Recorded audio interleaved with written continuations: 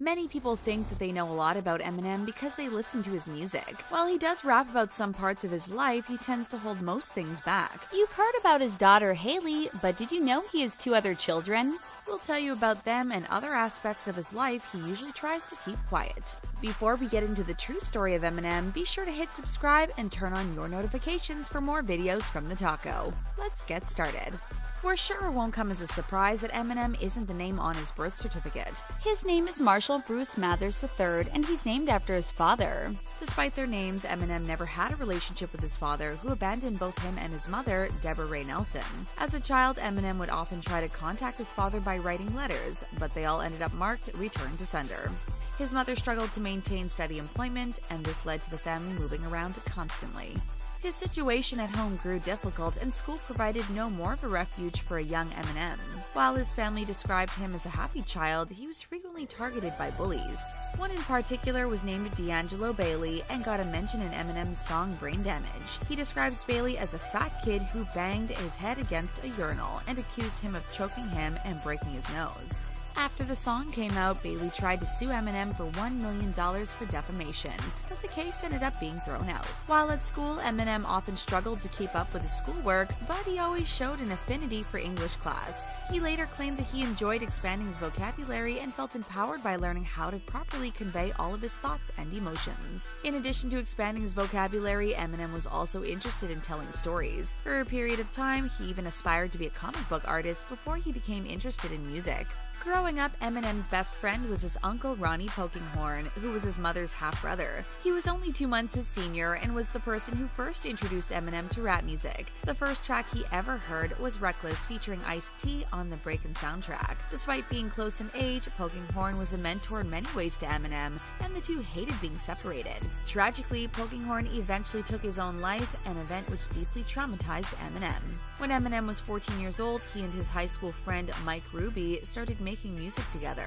At the time, he was calling himself Eminem, which stands for Marshall Mathers. Eventually, this name evolved into the Eminem we all know him as today. He became obsessed with the words of his songs and would sacrifice sensibility for rhyming given the opportunity. This gave him a unique style, which was increasingly appreciated by underground hip-hop audiences. Although people around him were starting to recognize his talent, his mother wasn't one of them. Most people know about his tumultuous relationship with his mother. He sang about her in the song Cleaning Out My Closet and accused her of suffering from Munchausen syndrome by proxy.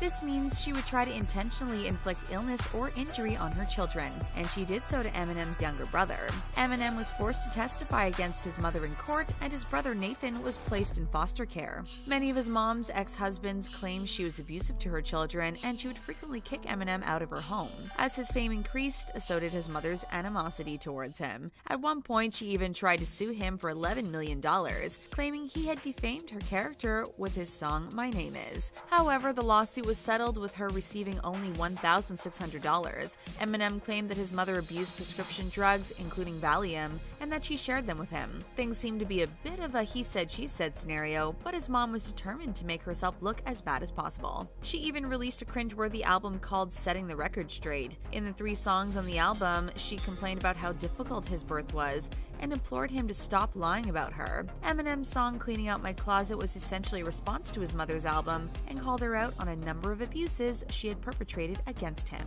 If you're at all familiar with Eminem's body of work, you've undoubtedly heard him sing about a woman named Kim. Kimberly Ann Scott herself has always preferred to keep a low profile, So most people have no choice but to accept Eminem's often derogatory lyrics about her as a fact.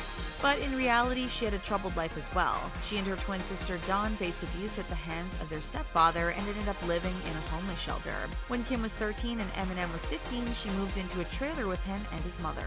Nelson described Kim as troubled and claimed she often resorted to lying as a result of her previous abuse. As we all know, Kim and Eminem soon became a couple, and he struggled to support both his mother and Kim.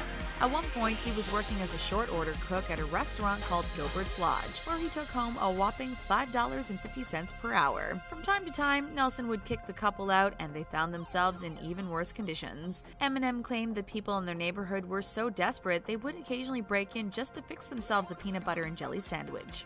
To make things even more difficult, Kim unexpectedly became pregnant. She gave birth to Haley Jade Mathers on Christmas Day, and now Eminem Eminem had another person relying on him.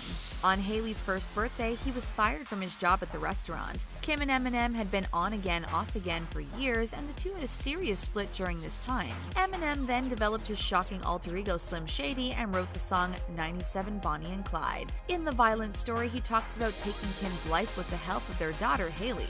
As if that wasn't bad enough, he had Hailey record a vocal part in the song. Needless to say, when Kim found this out, she was both horrified and livid. But while the Slim Shady LP didn't help their relationship, it did help make Eminem a household name, which was a good thing financially since Eminem was still making payments on his trailer at the time. His friend and fellow rapper The Late Proof claimed that although Eminem and Kim fought constantly, he didn't doubt that they truly loved each other.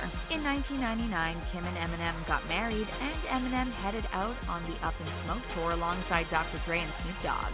According to Kim, this caused Eminem's ego to become overinflated and led to even more troubles in their relationship. Although the rest of the world seemed to love her husband, Kim couldn't get over his vitriol-filled lyrics about her. After seeing him abusing a doll which looked like her during an act, she attempted to take her own life. Her sister Dawn Scott was also struggling in her own personal life. She'd given birth to a daughter named Elena, but couldn't maintain custody due to her addictions. Eminem and Kim took in Elena and raised her as their own. He even wrote about her in the song Mockingbird.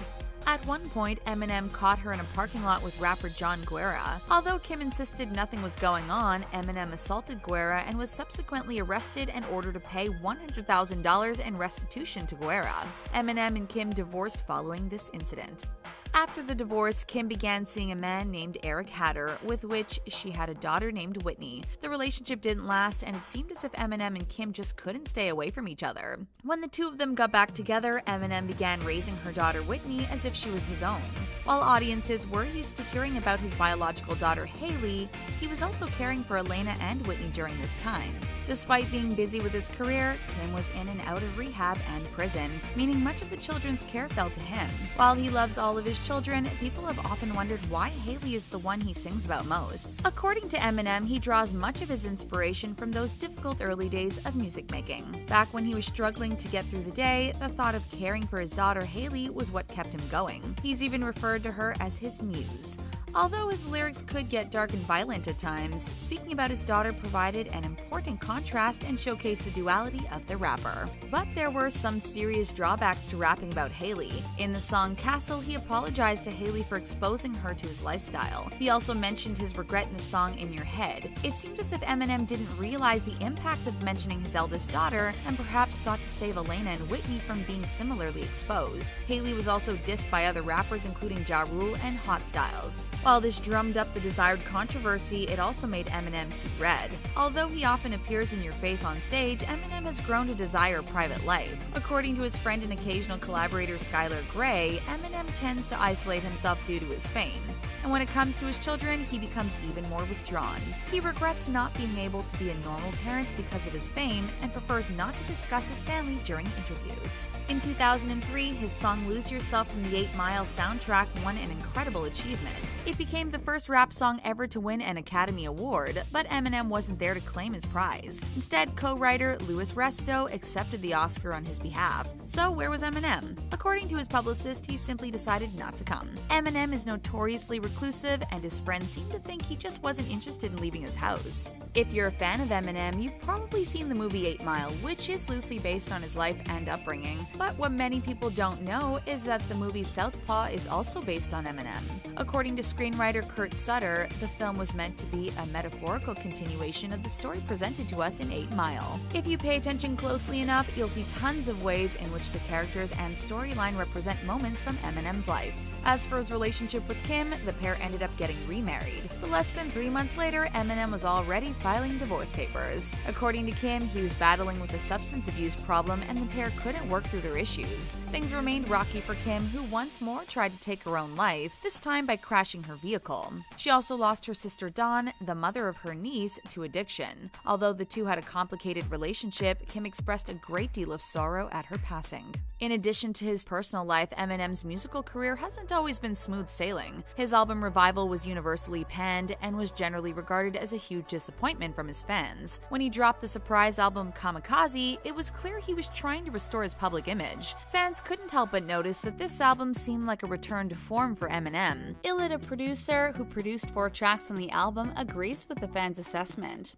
According to Illid, a producer, both he and Eminem took the criticisms of Revival to heart. Even his manager has stated that Eminem takes all of his feedback to heart. Thankfully, Kamikaze has been mostly praised so far. People have definitely been talking about the surprise album, but the majority of the talk is good. Hopefully Eminem keeps it up and doesn't make us wait too long before dropping another album. Did any of these facts about Eminem surprise you? Let us know which ones in the comments section, and then click on the subscribe button to get access to more great videos from the Taco. And we'll see you again next time.